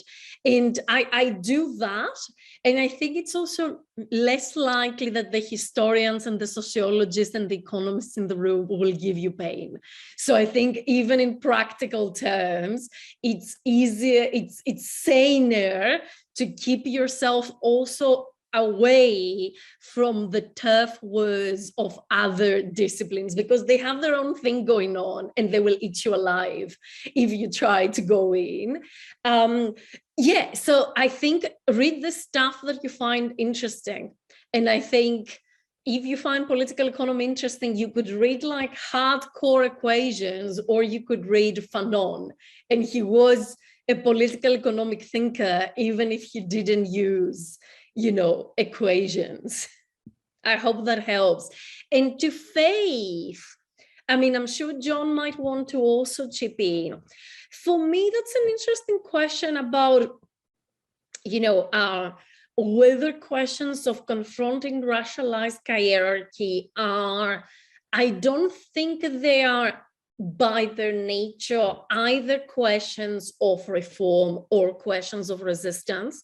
I think questions of race and international law can be articulated in extremely radical terms that will require upending the whole infrastructure of international economic law, or they can be articulated in terms of equal treatment, right, or non-discrimination, that I agree is much more within the reform thing. But to give you an example of the resistance bit, right, the UN Special Rapporteur on xenophobia and racism, Professor Ntina Tzouvala, has written 1 or 2 years ago a really great report on racism and global extractivism, in which she doesn't discuss racism as individualized discrimination. She discusses racism as a structure, as basically, she doesn't use these words, but as a political economic structure of domination and exploitation that basically makes the lives the land and the labor of some people cheap so that we keep extracting rare minerals, right? And we have our batteries for the Teslas or whatever. If you understand these as an inherently racialized structure, if you say global extractivism is an inherently racialized structure, then every aspect of international law or of law that has to do with it is automatically up for question in a way that I think it's much closer to a profound questioning and profound resistance rather than limited reform and contribution. If you understand racism as an interpersonal system of animus, that I don't like certain people because they look in a certain way, then of course it becomes much more like limited and contributionist, right? And I'm not saying, like, sometimes if somebody is the victim of the hate crime, they need the law for this individualized moment of violence and injustice. But I think we also need the broader structure that says a global economic system and its legal infrastructure that relies on destroying the land and the water and the air of some people for the benefit of others is fundamentally racist, no matter what people's intentions are. And if you're serious about ending racism, you need to end this legal infrastructure and you need to end the political economy that underlies it. Thank you. Thank you, Prof. Ntina. Maybe we shall have Nyanje's response and then Nicola and Mwalimu Sipala can ask their questions. I think for me, Ntina captures it very, very well in terms of how to deal with these structural issues. And in essence, if you don't get rid then of the entire system and the entire machinery that has been built around it, then you don't at the end of it achieve much. But my concern then becomes when, and these are two different things, yeah, because Macau seems to suggest that we must replace that system with another system. And sorry, I mean, I hope I'm not saying something stupid here. For people who have read that article, I mean, I have always, thought about what Macau seems to suggest, but he seems to suggest we need an alternative system of replacement. And for me, this then becomes a problem. It's taking one formal system, replacing it with another formal system. And while I agree, you must approach it, and that's the essence of resistance, saying, because Macau begins with a resistance, saying this doesn't have to exist, it shouldn't be here, it should be gone. And he also has an aspect of reform, but his aspect of reform is, let's replace it with another system. And this worries me. This, at least from my reading, this worries me a lot. Then what becomes of this new system? Is it going to be another hegemonic system? Is it, it becomes those arguments of let Africans colonize Europeans,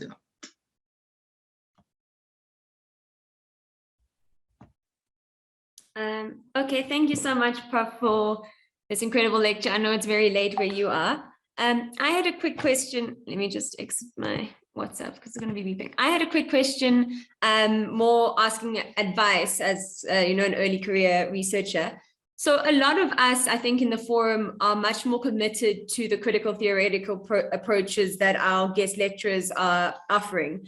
But many of us, so for example, I work a lot with mining affected communities. Many of us are also seeing the real effect of global inequality and imperialism. And so we want to be useful as well and contribute in some way to any reforms that are ongoing. So say, for example, in international investment law at the moment. And so I think sometimes it starts to feel like you can on one side write the critical theoretical stuff and then completely separate, like not even mention or reference this other part of you that's writing something that's much more formalistic and engaging with the nitty-gritty of these piecemeal reforms. And I think maybe, Prof. Achume or Prof. Gatti at that level of expertise are able to integrate it. But I wanted your advice on, as someone coming in or new, how do you do it? Or you just live these like separate lives of scholarship? Yeah, that's the question. That's such an excellent and such a difficult question, right? I am quite, I'm relatively relaxed with this dualism. Of course, that has to also do a little bit with the person. You may find it difficult, right, to live with this dualism, but I'm originally Greek, and Greece is not a very functional liberal democracy.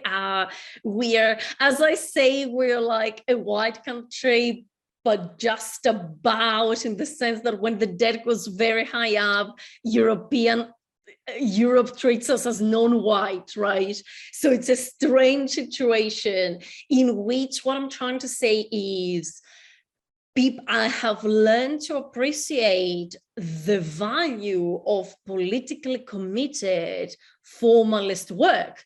When you have to get somebody out of prison, you can't go and say, you know, the structures of the law and whatever. You just have to show them the particular procedural rule that was violated and hope they get your person out, right? I think that there is two things, right? Obviously not let the necessary, the valuable mundanity of this procedural everyday work destroy the critique and become one of these practitioners who think that critique is just a waste of time, because I don't think this is true. I think critique creates the possibilities of tomorrow, right? Of what arguments will be taken in court as reasonable tomorrow, right? You're building things for the future. That's one. And the other thing, I do think there is a limit, which is far, but it's there, to making arguments, to what sort of formalist arguments you're willing to make, right? And again, I will refer to you to an article by Rob Knox, Strategy and Tactics, right? To make tactical arguments that even if they don't directly contribute to your long-term goals, at least they don't directly undermine it, right? And the argument was in my own work, and sorry for invoking my own work, but that's the bit I know. For example, I think trying to make progressive legal arguments based on civilization, no, really bad idea, never ends well. It might look like a good idea at the time, but the baggage is so much that it will end up badly, possibly both for the people you represent and for the long-term struggle, right? And of course, for each of us, where this limit is will be different. And I think reasonable people in the struggle will have differences, but also I do think that sometimes it's important to draw a line in the sand and make sure you don't cross it. Because I think the everyday mundanity of lawyering or the everyday mundanity of any bureaucratic work is very good for very slowly crossing your lines. It makes you do it incrementally, but it does make you do it. So I think draw a line in the sand. I can't tell you what this line will be for you. For me, after 10 years working on the standard of civilization, it really is civilization. I think making arguments on that register is a disaster. Draw a line and hold yourself honest. That's all I have. But yeah, I'm very in Greece. There is a really long tradition of political radicals who do the most boring formalist work you can imagine, many of whom had to do it because in a country where like the police is terrible, you have to have something to say when you try to get people out, right?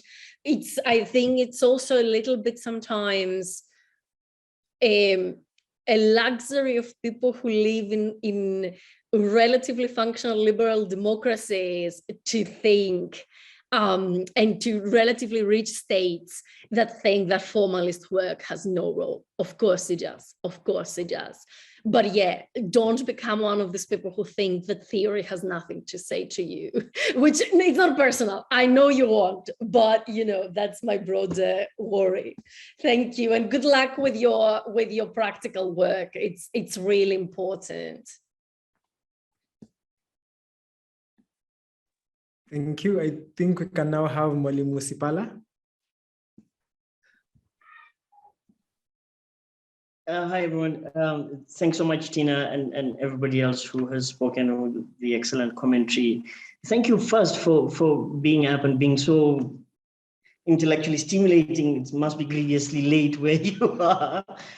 Most thankful for that. I have one question for you at the end, but if you may allow me a couple of comments. First up, I'm fascinated by this practice. I don't know where it comes from. Actually, I'd love to know a bit about it. About, you know, scholars in Australia beginning their conversations with an acknowledgement of the traditional owners of the land you occupy. It's a weird thing, like, you know, I am occupying you, but you know, you're the one I have occupied. So it's one could be cynical about that, but I think it's incredibly beautiful, because every time I hear it, I ask myself, wait a minute, so I'm here sitting in Kabarak, who are the traditional owners of, you know, did they cede sovereignty? And it takes me to then my, I guess, my obsession. Going back on what Nchiko had asked, if I may like just make a comment. I think history for African students, history. It terrifies me just how little we are exposed to just how progressive state practice and scholarship was on the continent. It's great that many African students know Fanon and some do know Fanon. And that, going back to history, is incredible. It just reminded me about something what Chris said. So it turns out Professor Shivji, in his reflections about the early Dar school, does not recall Muzurike as being a global South, pro-global South scholar. And in fact, one can attribute his actual scholarship, the variance between his actual scholarship and the memory of his students, to the radicalization that the Dar school did, which is where you started from. The difference between positivism, formalism, and how that impinges. Again, with history, the Dar School Law School was so radical that what we considered progressive thinking was shunned by the students then. And when you couple that with a number of other pieces, for instance, you speak about how, for instance, the recognition of political economy is not that strong in certain other sub-disciplines of international law. But then when you look at, you know, the formal resolutions of the Organization of African Unity before 1975, they are extremely radical. They consistently link use of force and territorial integrity. The first resolutions, 1964-65, were saying, you know, no to nuclear weapons, or saying sanctions against the US for sending arms to South Africa. And these resolutions are there. These are formal legal documents. And so the more students just know that there was a very strong radical tradition. Julius Nyerere in what is 68, 69, right, gives his speech, Man and Development, where he essentially rails against FDIs and says the problem with FDIs is not that we do not need capital, we need capital. The problem is there is no economic argument to make for piping water to poor neighborhoods. They just don't, they're not good return on investment. But he's saying this in 1968, 69.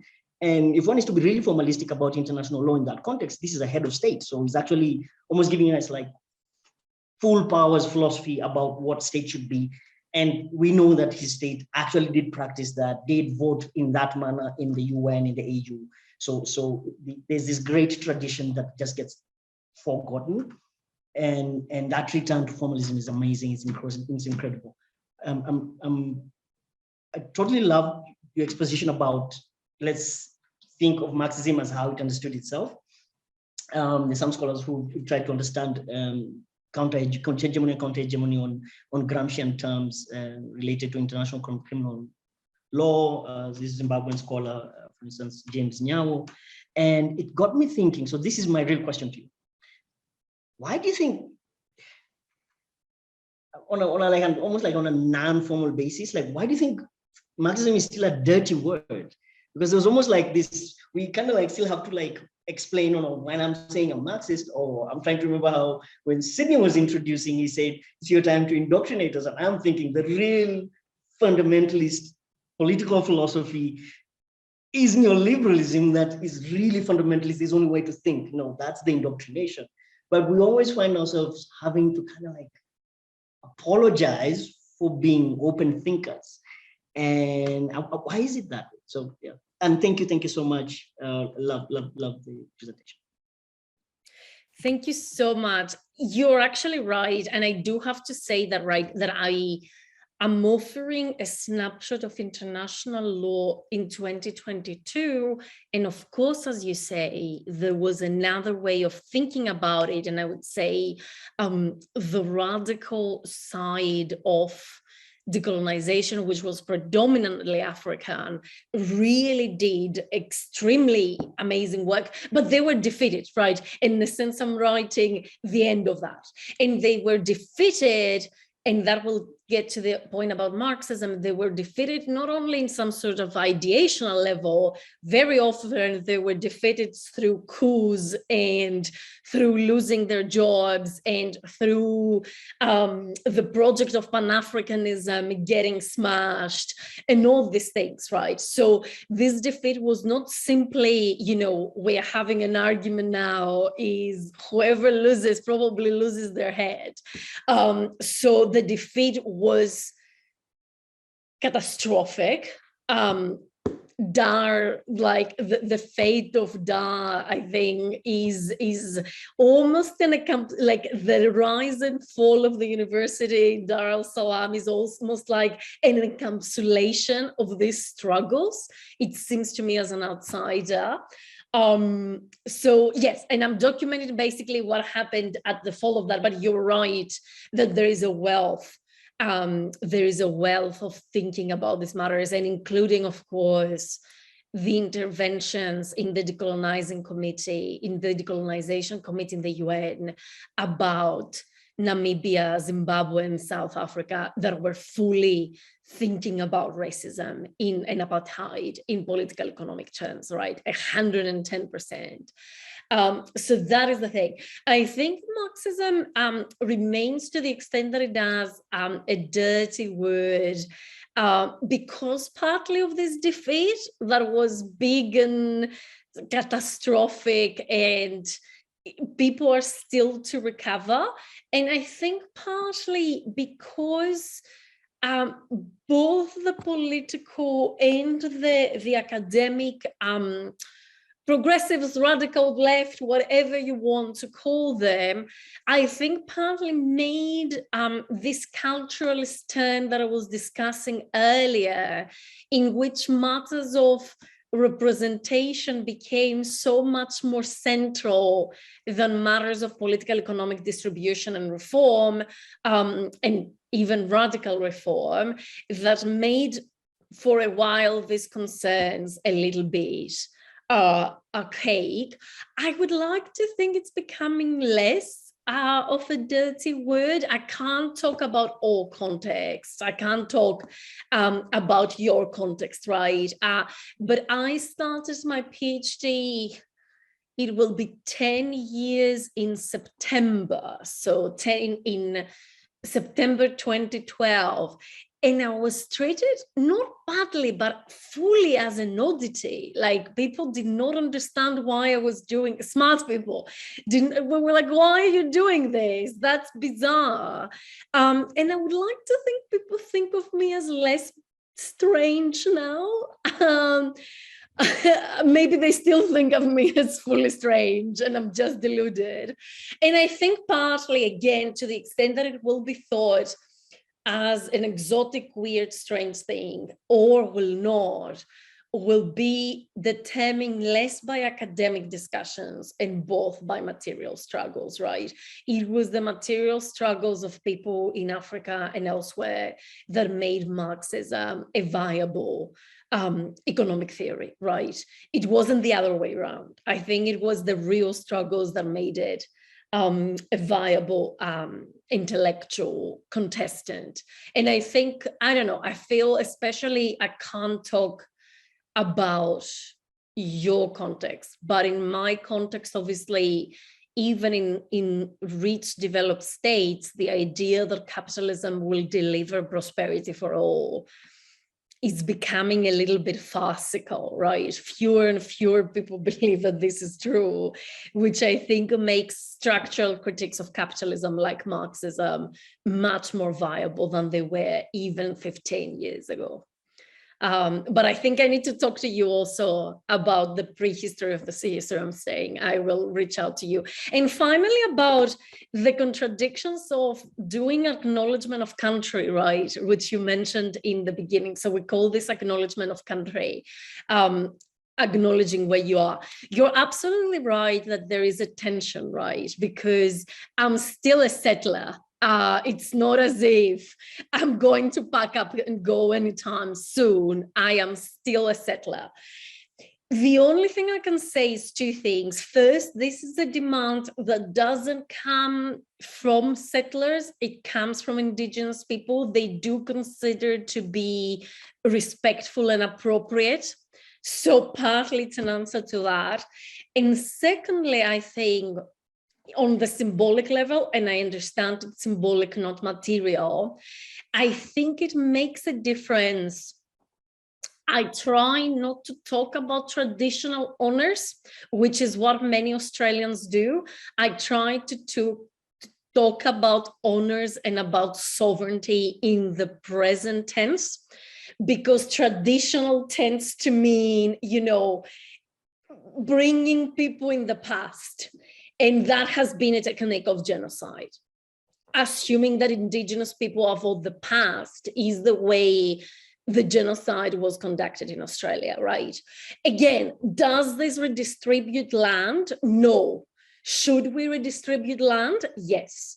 It doesn't redistribute the land. It just keeps the matter alive. But at the end of the day, I agree with you that until we redistribute radically land back to its owners, the issue will not be solved if I do an acknowledgement of country.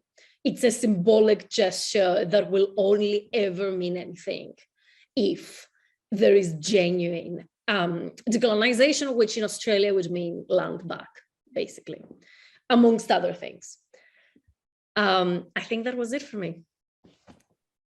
Thank you, Prof. and Mwalimu Sipala. We have just two last questions. One is on the chat by Motaz Soliman, and then we have Christopher Gevas, who had raised his hand.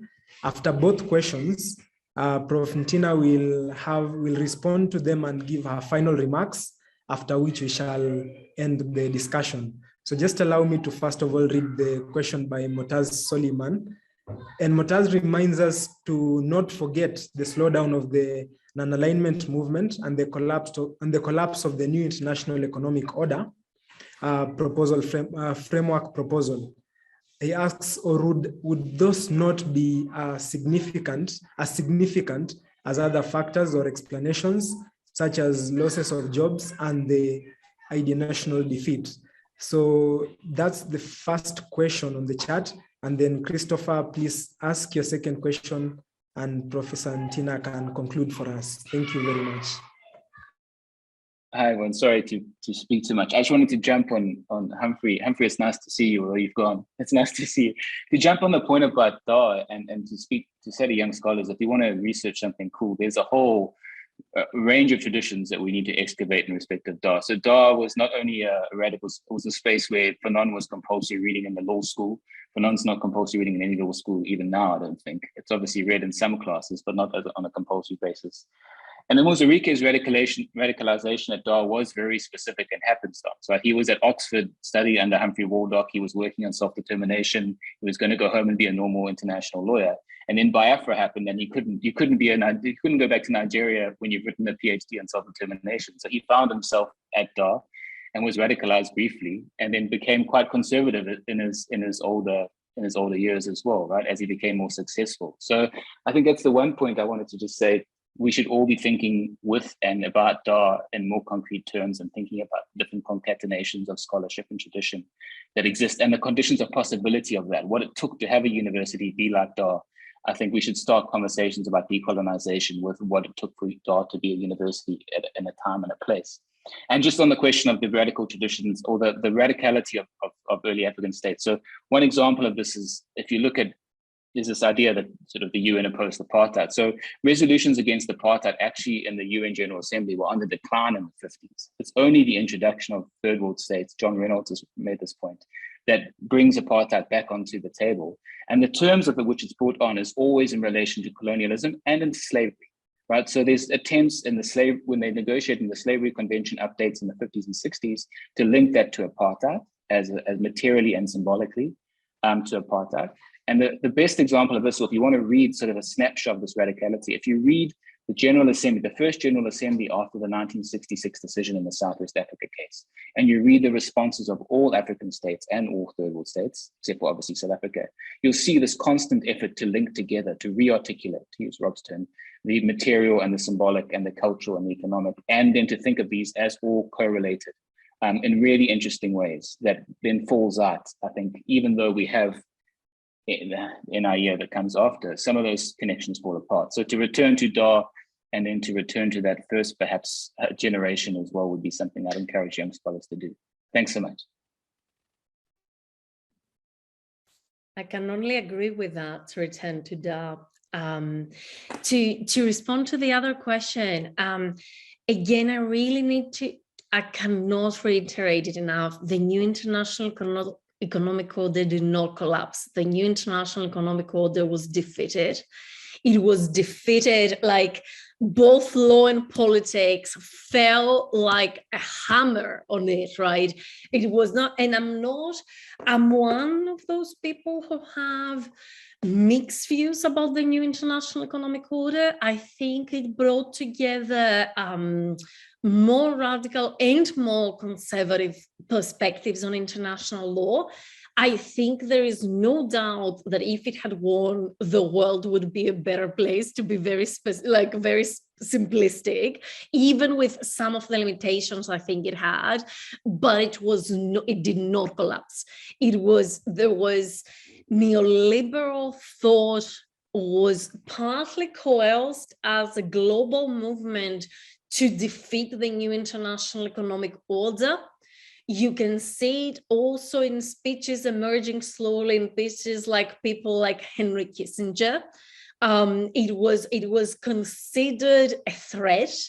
And I think it was partly considered a threat because it carried with it a certain demand which sounded quite moderate, which was the universalization of mechanisms of redistribution inherent in the Keynesian state. But the argument is, why don't we do this internationally? And this is where I put my Marxist hat on and I say, this could not be done internationally, and capitalism survived, right? If actually genuine redistribution does happen internationally, it cannot possibly happen within conditions of capitalist production and exchange, right? And therefore something that, if you read the demands in their own right, some of them are radical, some of them much less so, but it was perceived as a threat, it was treated as a threat, and again, there was a measure of legal and extra-legal measures. So I think that the developed states used, both the bilateral investment treaty and the coup to deal with the new international economic order. I think it's important to keep in mind, right, that this was not something that collapsed by itself. It was crushed.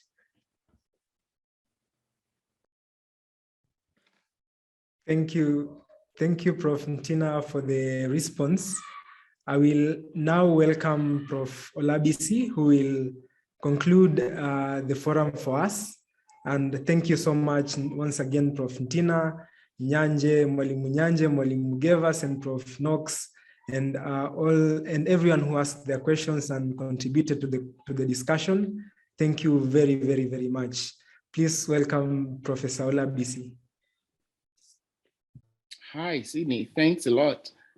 Thank you so much, Ntina. It's excellent to sit here on a Saturday morning and listen to very riveting conversations, right, about capitalism, about Marxism, about post-colonialism and all the isms, but also to localize it in different ways that are very important for academic forum members. I mean, there's nothing I'll pretend to say substantially here to add to all that's been done, except that the role of women in all of these is critical. You do see, especially for the young scholars here, you do a lot of the names that were mentioned today. Not because the scholars who are talking don't care about women, of course, but it's just a natural thing about that time, and the about women's riot in Nigeria regarding protests against tax many years ago has been highlighted in the conversations here. So mine is, as usual, first to thank speaker today, Professor Tzouvala, once again for the commitment and for the time. It's a pity Sipo's not able to join us, but we hope he's doing very well. We want to thank everyone who has contributed without even reading the piece, which is excellent to do, but also speaks to the genuine engagement and respect with which you treat people's ideas and time. So we really appreciate that. But also to those who have attended, I mean, from various parts of the world. This is a democratic space that is really shepherded by Nicola, Nshiko, Sydney, Gertrude. Many of our academic forum members are here spending their time, their money on data, which is not cheap, on the African continent, to get to listen for almost 2 hours on Saturday morning. So thank you so much for all the good work you do. And yeah, on behalf of James, on behalf of Dr. Adebola Titi, who I think is here, on behalf of Dr. Hugh Miunu, and indeed, all of us at AfronomicsLaw, we want to thank you so much. Just two quick announcements. For those of you who I believe applied for the Georgetown Trade Law event, I think the news will be out very soon, so look out for that. They were glad to have extended, just because of the quality of applications, made it up to 8 scholarships for the members of Academic Forum to attend from 2. So that's excellent. But beyond that is to say we have an event coming on this week with which we are doing collaboratively with AZEL, which if you have a chance you should attend because it deals with another dimension of the very many important conversations that Professor Ntina Tzouvala has discussed today. Otherwise, thank you so much, everyone. So long. Have a good day.